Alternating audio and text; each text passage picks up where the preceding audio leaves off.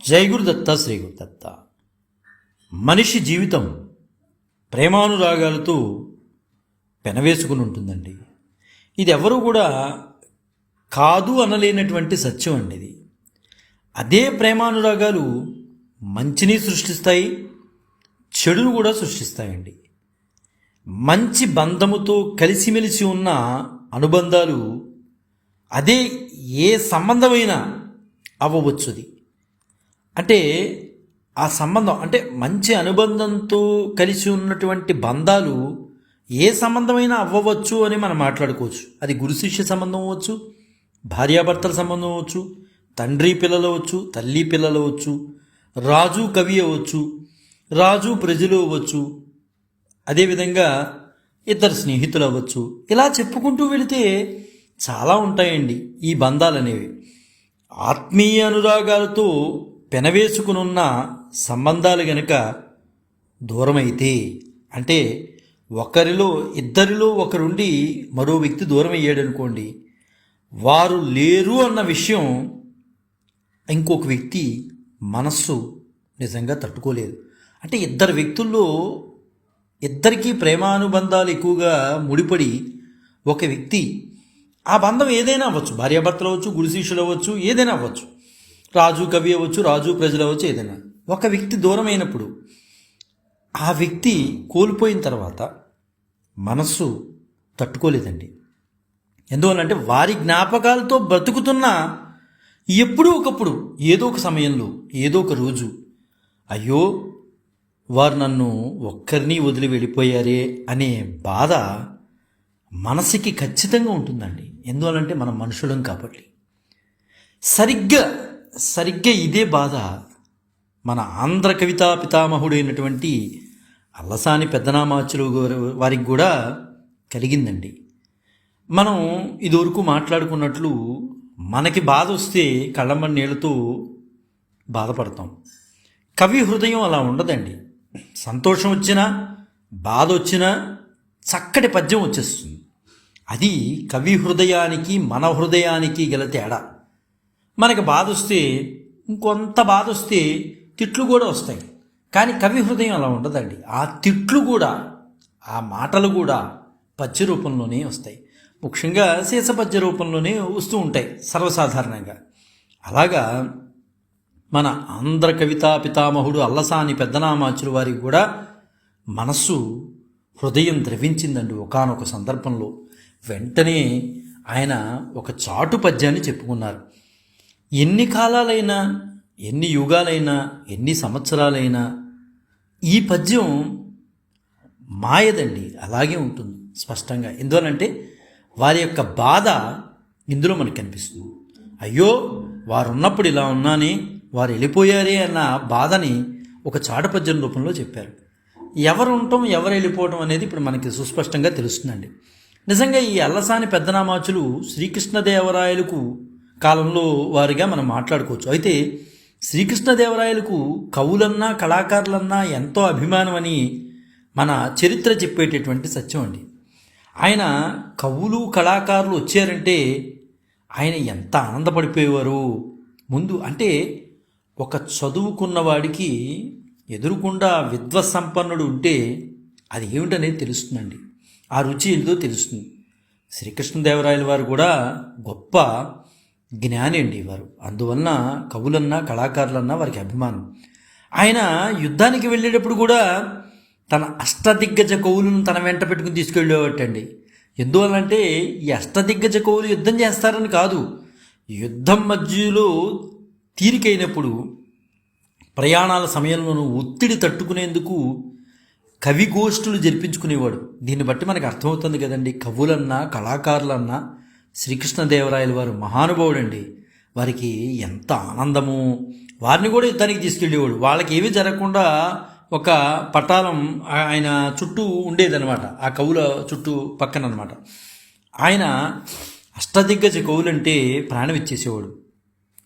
అష్టదిగ్గజ కవులు ఎవరు నిజానికి ఇప్పుడు చెప్పండి అంటే సరిగా చెప్పేందుకు చరిత్ర కూడా మనకి సహకరించట్లేదండి. ఏదో ఇద్దరు ముగ్గురు పేర్లు మనం, ఓ నలుగురు పేర్లు మనం చెప్పగలుగుతాం. కానీ ఇది వాదాలతో కూడుకున్నటువంటి అంశం ఈ అష్టదిగ్గజ కవులు అనే మాట.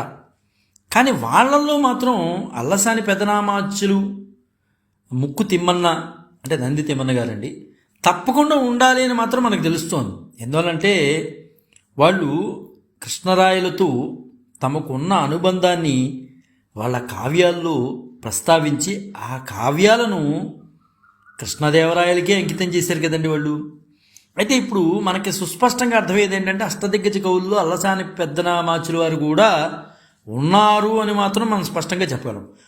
ఇంకా మిగతా వాళ్ళు ఎవరు అంటే ఇది వాదాలతో కూడుకున్న అంశం. ఒక మంచి విషయాన్ని మాట్లాడుకునేటప్పుడు వాదాలకి మనం తావి ఇవ్వకూడదండి. అనవసరమైన చర్చలు పెట్టుకుని వాటిని మనం ఇబ్బంది పడకూడదు.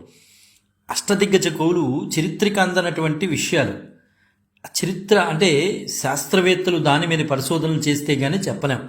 మన ఊహాగానాలు అయితే పనిచేవి. దేనికైనా ప్రామాణికం అనేది ఉండాలి. మన నోటుకొచ్చిన మాటలు మాట్లాడకూడదండి. అయితే అల్లసాని పెద్దనామాచులు మాత్రం ఖచ్చితంగా అష్టదిగ్గజ కవుల్లో ఒకరని మాత్రం మనం చెప్పగలుగుతాం. ఎందువల్లంటే లేకపోతే వారు ఆంధ్ర కవితా పితామహ అవ్వలేరు కదా. అయితే అల్లసాని వారు రాయలవారి అంటే ఎంత ఇష్టము. అలాగే రాయలవారికి కూడా అల్లసాని వారి అంటే ప్రత్యేకమైన అభిమానం అండి. బహుశా ఈ అనుబంధం ఇప్పుడు మనం పైన చెప్పుకున్నటువంటి అనుబంధం వీళ్ళిద్దరి మధ్యలో ఉందనే చెప్పుకోవచ్చండి. అయితే అది ఎదురెదురుకుండా కౌగులించుకునేటటువంటి బంధాలు అయితే కాకపోవచ్చు. మనస్సులు అంతర్గతంగా ఒక వ్యక్తి మీద ప్రేమాభిమానాలు ఉంటే ఆ వ్యక్తి దూరమైనప్పుడు ఎంత బాధగా ఉంటుందండి. అది నోటితో చెప్పే మాటలు కూడా కావండి. రోజు కనిపించక్కల్లా, రోజు మాట్లాడుకోకల్లా, కానీ ఒక మంచి వ్యక్తితో కలిసి ఉన్నటువంటి ప్రేమాభిమానాలు దూరమైతే ఆ బాధ చెప్పలేమండి. మనం నోటితో కూడా చెప్పలేము. అంత బాధాతప్తంగా ఉంటుంది. అలాగా మన ఆంధ్ర కవితా పితామహులు అల్లసాని పెద్దనామాచులు కూడా బాధపడుతూ ఒక చాటుపద్యం అద్భుతంగా చెప్పారండి. ఆ చాటుపద్యం ఏంటో తెలుసుకున్న తర్వాత దాని గురించి మనం మాట్లాడుకున్నాం. ఎదురైన చోతన మదకరీంద్రమును నిల్పి కేలూతయొసగి ఎక్కించుకుని మను చరిత్రం బందుకొను వేళ పురమేఘ పల్లకి తనకేల పట్టి ఎత్తే కోకట గ్రామాంజనేకాగ్రహారంబుల్ అడిగిన సీమల ఎందు ఇచ్చే బిరుదైన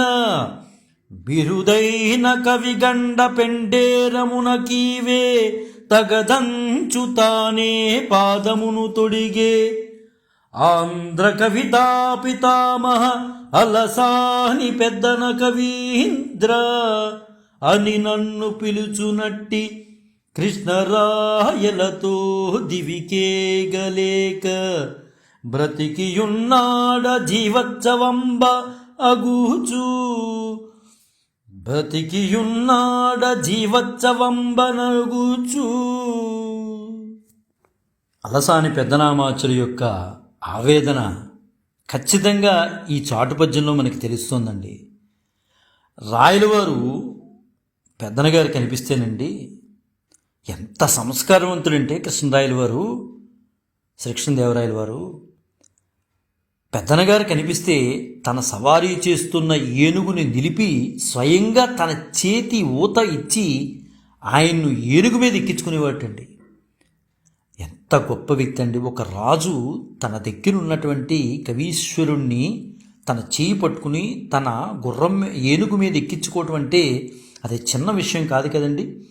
మను చరిత్ర కావ్యాన్ని పెద్దన రాయలవారికి అంకితం చేసినాడు. నగరంలోనికి వెళ్ళేటప్పుడు పెద్దనగారి పల్లకీని రాయలవారే స్వయంగా తనే ఒక చెయ్యి వేసి మోసారటండి. ఎంత గొప్ప విశేషం అండి. శ్రీకృష్ణదేవరాయల వారు పెదనామాచుల యొక్క పల్లకీని మూసారట. అంటే చదువుకి అంత పట్టం కట్టేవాడండి కృష్ణరాయల వారు. అతనిలో విద్వత్ సంపద ఉన్నది అంటే ఆయన కృష్ణదేవరాయల వారు మోకరెళ్ళేవాడు. ఎంత గొప్ప విశేషం అండి. చదువుకి ఆయన ఇచ్చినటువంటి ఎంత గొప్ప ఆ వ్యక్తిలో విద్వత్ సంపద ఉంది అంటే మోకరెళ్ళేవాడు. కృష్ణదేవరాయల వారు. ఇలా ఎక్కడైనా ఎప్పుడైనా జరుగుతుందా అండి? నిజంగా అంటామా మనం? అంత అరుదు కాబట్టే ఈనాటికి చెప్పుకునే విషయంగా నిలిచిపోయిందండి ఈ పద్యం. పెద్దనగారు కూడా రాయలలాగానే వధాన్యుడు కావడం వలన రాజు తనకు దానమిచ్చిన క్షేత్రాలను తను మళ్ళీ దానం చేసేవాడండి. ఎంత గొప్ప విశేషం చూడండి. పెద్దనామాచ్యులకి రాజుగారు ఆయన కవితా సంపుటితో సంతోషపడి ఒక క్షేత్రాలను ఇస్తే ఆ క్షేత్రాలను మళ్ళీ ఆయన దానం చేసేవాడు. రాజుగారు ఆయనకి ఎక్కడ కోరితే అక్కడ అగ్రహారాలను దానం ఇచ్చేవాటండి. శ్రీకృష్ణదేవరాయల వారు నాకు ఇక్కడ కావాలండి రాజుగారు అంటే తీసుకెళ్ళండి అనేవారు. ఎంత కష్టం ఉన్నా ఆలోచించుకునేవాడు కాదండి. నిండు కొలువులో ఒక విషయంలో దీనికి నువ్వే తగిన వాడివి అంటూ పెద్దన పాదాలకు రాయలవారి స్వయంగా గండపెండేరం తొడగటం ఆంధ్ర సాహిత్య చరిత్రలోనండి ఈ విషయం చిరస్మరణీయమైన మధుర ఘట్టం అండి. ఇది ఎవ్వరికీ సాధ్యం కాదు, కేవలం శ్రీకృష్ణదేవరాయల వారికి మాత్రమే సాధ్యం అని మనం చెప్పుకోవచ్చు. అందుకనే సాహిత్య చరిత్రలోనే ఇది మధుర ఘట్టంగా మనకు ఉండిపోయిందండి. ఎప్పుడు కనిపించిన పెద్దనవారిని రాయలవారు ఆంధ్ర కవితా పితామహ పెద్దన కవీంద్ర అని నూరారా పిలిచేవారండి. ఎంత పెద్ద వాక్యమైనా మాట అయినా ఆంధ్ర కవితా పితామహ పెద్దన కవీంద్ర అని నూరారా రాయలవారు పిలిచేవారటండి. అలాంటి కవి పోషకుడు ఆప్తుడైనటువంటి రాయలవారు మరణించినప్పుడు ఈయన ఎంత బాధపడిపోయారంటే పెద్దనగారు అంత బాధపడిపోయి అయ్యయ్యో ఆయనతో మహానుభావుడితో నేను స్వర్గానికి వెళ్ళలేక జీవోత్సవంలాగా బ్రతికి ఉన్నానా నేను? అంత మహానుభావుడు వెళ్ళిపోయినప్పుడు ఆయన శరీరం పడిపోయినప్పుడు ఆ శరీరంతో పాటు నేను వెళ్ళిపోవాల్సింది, స్వర్గానికి వెళ్ళిపోయేవాడిని అని బాధపడ్డాట. చాలా ఆయన ఇలాంటి మాటలు చాలామంది దగ్గరని ఆయన ఒక చాటు పద్యంలో చెప్పుకున్నారండి అల్లసాని పెద్దనామాచ్యులు. అయితే ఇది అపూర్వమైన పద్యం అండి. నిజంగా చెప్పాలంటే అంతకు పూర్వం నన్నయ్య, తిక్కన, ఎర్రన, శ్రీనాథుడు, పోతన ఇత్యాదులు అందరూ కూడా మహాకవులుగా ఉండగా అల్లసాని పెద్దనామాచ్యులకే ఆంధ్ర కవితా పితామహుడుగా భావించడం శ్రీకృష్ణదేవరాయల వారు అది చాలా చాలా ఆశ్చర్యకరమైన విషయం అండి. ఎందుకంటే ఆయనలో విద్వత్ సంపద లేకపోతే శ్రీకృష్ణదేవరాయల వారు ఆయన గుర్తించేవారు కాదు.